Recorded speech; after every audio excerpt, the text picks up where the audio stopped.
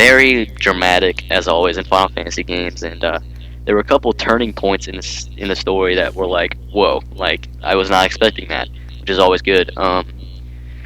There was kind of a bit of predictability. Yeah, I definitely noticed that. Yeah, and but I mean, there's always that one element in a Final Fantasy game, like you were just like, oh, I was expecting that. It isn't that big of a deal. But then an hour or 2 hours later, they'll hit you with something else, like, oh, I was not expecting that, and that's always good. I really enjoy games that do that. What was your opinion on it? Did you like it?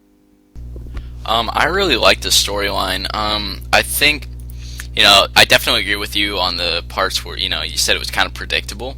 Because there were parts, where it seemed like they're trying to set up something where it changed dramatically and you weren't expecting it, but I usually predicted those, and it made it seem a little lackluster. Right.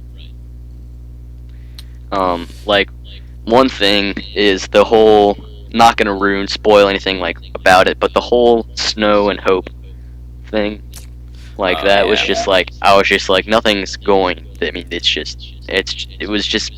the whole situation was just extremely predictable.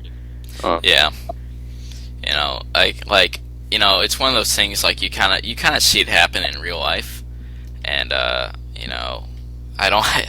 really don't want to spoil anything here, so. Yeah, it's kind of rough. I mean, it's kind of hard not to spoil anything, which, of course, if you're keeping up with my guide, then you're not really spoiling anything, but if you're not, then I don't want to spoil.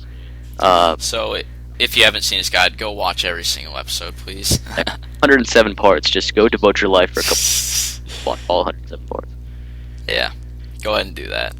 Yeah, Make our right lives now. easier. Right, just go right now. We'll take a break. We'll wait. All right. Well, what was you? Oh, no, you don't know the ending, so I can't ask you what your opinion was. I don't know the ending. I'm glad I don't know the ending, and you better not spoil the ending for me because I want to know. Okay. Well, I think the ending was, your typical RPG ending. Right. It, had that thing where it made it seem like all hope was lost, and there's, like the hero comes and saves the day or whatever. And right. I mean, but then typical. But then with Square, like, they always throw something in there that's like, like a little monkey wrench or something. But I think it was still very, RPG style ending. I like that and dislike that about it. Right, because it's, again, some of it's kind of predictable, which, I mean, that word comes into play again.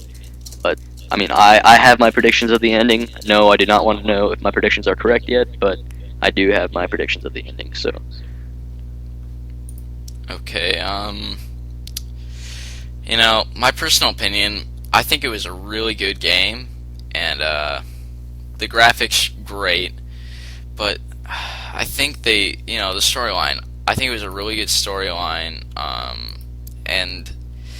but it just seemed like it kind of took a while to mount up to something, and then when the thing that they mounted up to, it wasn't that great.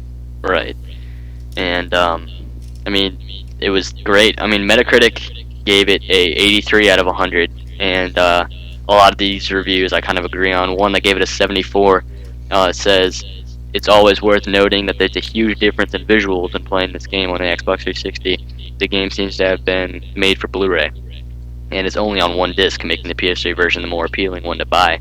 I happen to disagree with that, actually. The ending of that with the only one disc thing. I like the fact that I know that I'm progressing through the game by switching discs. I thought that was that might be annoying to some people, but I really liked that. I really did.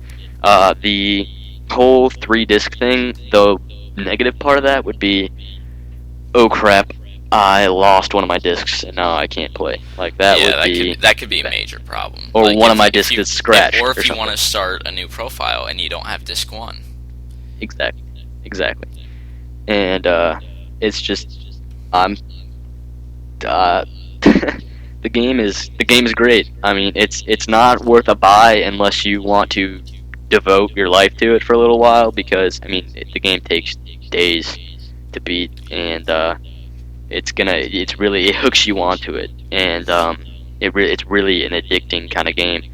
Like, you want to keep playing and keep playing and keep playing, and so you have to know what happens next. It's like a TV show, and I mean, my personal opinion of it, I'd probably give it a 8 out of 10, just because of the predictableness of it and the fact that I haven't finished it yet. So I mean, I don't really have any right to say that, but um, with what I've played, I've enjoyed it a lot. And there are games better than it, yeah, but Square always does good. Square, they know how to hook people, and it's really cool. So, what was your personal opinion of it? Well, I mean, I'm on Wired.com right now, and they gave it a 6 out of 10. In some ways, I agree with that, but you know, like mainly because I think they're reviewing it as diehard RPG fans, Right. because it did lose some of its normal RPG genre, Hmm. and but I don't know, I really liked it. I enjoyed it thoroughly, and I spent maybe a month or two just nonstop playing it, even after I beat the game. I think it Yeah. has a lot of replayability, but not as much as others have had. Um, One that I want to point out is Crisis Core Final Fantasy VII for the PSP. That game, Yeah. you can beat that game, and then those little side missions that you have, I mean, they go on. There's so many of the side missions. And how many side missions were there in Final Fantasy 13? Like, estimated? I believe there were around 100, maybe a little more. Yeah, the But same thing, and same thing in Crisis Core. I actually think that 100 was not enough, because there was some that like you could complete really quickly, because a lot of them were just go kill such and such monster, and I think that was really lame. Like Yeah. they tried to like add this little story element to it by having its own little side story to it that no one read at all. Yeah, that no one cared about. It's like, I just want to go, and like, it'd be cool if they had 100 different bosses that you could fight that weren't in the original game. That would be Well, really cool. there was a part like that. It was called the Warrens, where you just fought through boss after boss, and it was a total of around 30 different side missions, something like that. I really liked that, but it was Yeah, that frustrating sounds getting fun. through it, because you had to make sure you went on the right path to unlock the right things if you were going for something. Right.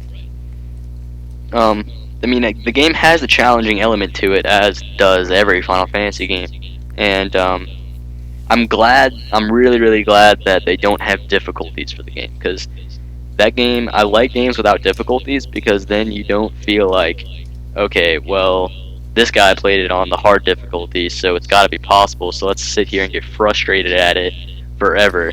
And it's like, okay, there's no difficulty level, so it's gonna be one difficulty. I don't know, I like it a lot better without difficulties. You know what I want? I want to see a game that it has you play through a little intro type practice, where they normally would recommend what difficulty you play on. Like I, Modern I Warfare want 2 or something. Yes, but what I want them to do is I want them to have it, have a smart system in it to where it would automatically, try and tailor the difficulty to your play style. So in some areas you'll struggle, like where you struggle in now, it'll make it easier, but if some areas you succeed in, it will make it harder there. Yeah, that I sounds want cool. to see a game that does that. That sounds cool. Also, if you know any games that do that, put it in the comments, because I want to know. Because now I really feel like playing a game. Yeah, I'd like to play that game. Whatever it is, I'd like to play it. Unless it's Hello Kitty's Islands of Adventure. That would be. I'd play it. I'd play it too. I have a little sister. I'm allowed to play it. Oh yeah, for sure. But No, you, I have. you're nowhere. I have a imaginary little friend I can play that with. Anyway, so my car's that way. So we're gonna wrap this up. Hope you guys enjoyed it. Hope you guys improve. Wait, Ben, you need to get rated. What'd you rate it? I rate it a 7 out of 10. Oh, you're a little harsher than I was. Yeah, But you well, also have played stuff. the whole game. Well, I think it's just more because I'm typically harsher on people and things in general. That's a good part. That's a good point, actually. I'm gonna take that. I understand now. Now my whole life makes sense. Anyway, That's so, why. Yeah. All right, wrap this up. Thanks for watching, guys. Hope you thought this review was fair and easy, and we'll be putting plenty more up there. And Yes. put Hopefully in- you'll be seeing and hearing more of me and my awesomeness. Ben will be here for quite a few more that we know. There's tons of games that we played together and not together that we both played, and it'll be fun. Robert will be on a couple of these reviews, such as for God of War and God of War 2, but those are easy reviews. It's like, okay, I got pissed at this part, and then put the controller down. But that'll be fun. That'll be more of a funny element. But yeah, I hope you guys enjoyed it. And this is Regan, and I'm signing off. And And this has been. I'll see you guys later. all right, peace, guys.